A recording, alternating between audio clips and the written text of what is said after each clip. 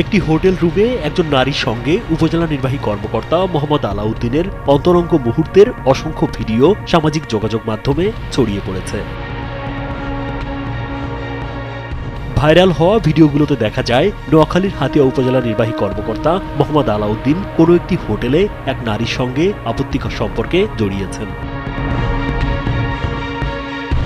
ভিডিওটি দ্রুত বিভিন্ন ফেসবুক আইডি ও গ্রুপে ছড়িয়ে পড়লে তা নিয়ে সাধারণ মানুষের মধ্যে নানা ধরনের প্রতিক্রিয়া দেখা যায়। অনেকেই ভিডিওটির সত্যতা নিয়ে প্রশ্ন তুলেছেন, আবার কেউ কেউ বিষয়টি নিয়ে সমালোচনামূলক মন্তব্যও করেছেন।